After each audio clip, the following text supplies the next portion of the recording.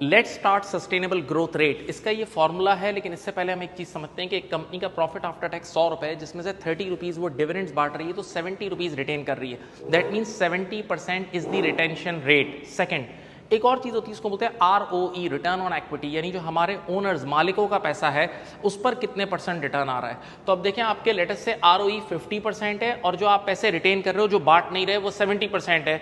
तो इन दोनों को जब आप मल्टीप्लाई करोगे तो आ जाएगा SGR, सस्टेनेबल ग्रोथ रेट, यानी 35%। That means without getting additional finance, अगर यही फाइनेंशियल स्ट्रक्चर रखा जाए ना, तो कंपनी कितने % से ग्रो करेगी, तो ये कंपनी 35% से ग्रो कर रही है। सेकंड, इसमें केस ये होता है कि ये SGR का एडवांटेज ये होता है कि आपको एक बिजनेस साइकिल बता देता है, आपके ग्रोथ रेट को देख के कि भाई आपका ग्रोथ रेट बहुत हाई है या बहुत लो है, तो आप बिजनेस की किस साइकिल पे हो। थर्ड चीज ये है कि अगर कोई इदारा चाहता है कि वो अपने SGR को बढ़ाए, तो सीधा सीधा रूल ये है कि आपने या तो इसको बढ़ाए या इसको बढ़ाए। तो रिटेंशन रेशियो तब बढ़ सकता है जब आप पे आउट कम करो। तो आप डिविडेंड्स पे आउट कम करोगे तो ऑटोमेटिकली आपका रिटेंशन रेट बढ़ेगा और SGR बढ़ेगा, और साथ साथ अगर आप चाहो तो अपने ROE को बढ़ाओ तो भी सस्टेनेबल ग्रोथ रेट बढ़ जाएगा।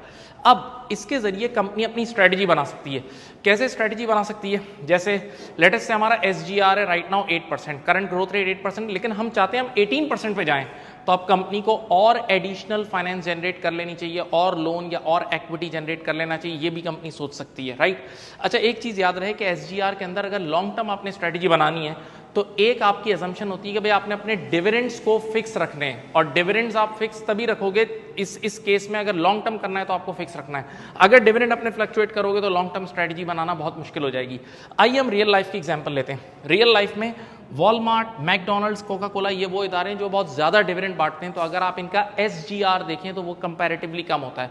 लेकिन इसके बरक्स टेस्ला, मेटा, ये अमेजॉन, ये ग्रोथ स्टॉक्स हैं, तो ये बहुत कम डिविडेंड देते हैं, मेजॉरिटी रिटेन करके री इन्वेस्ट करते हैं, तो ये इदारे बहुत स्पीड से ग्रो होते हैं। आप इनकी शेयर प्राइस में रिफ्लेक्शन देख सकते हैं। मैं आपको एक रियल लाइफ एग्जांपल देता हूं। एक बार गूगल की AGM में किसी शेयर होल्डर ने उनको कहा कि भाई आप डिविडेंड क्यों नहीं बांटते, तो आगे से उनके हेड ने जवाब दिया, बोला अगर हम डिविडेंड बांटेंगे भी तो आप क्या करोगे, उसको क्या री इन्वेस्ट करोगे।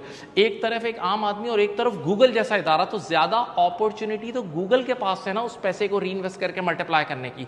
अच्छा, यहां पर एक और डायलॉग बोला जाता है कि डिविडेंड्स किल योर इन्वेस्टमेंट, आपकी इन्वेस्टमेंट को किल करते हैं। क्यों? अगर कंपनी डिविडेंड बांट देना तो सीधी सी बात है, डिविडेंड पे टैक्स भी लगता है। वो डिविडेंड जब शेयर होल्डर के पास जाएंगे तो विद होल्डिंग टैक्स कटेगा, तो वो भी एक कॉस्ट है। तो बेहतर ये है कि पैसा री इन्वेस्ट हो और फिर शेयर प्राइस की फॉर्म में आप लोगों को फायदा हो। Thank you.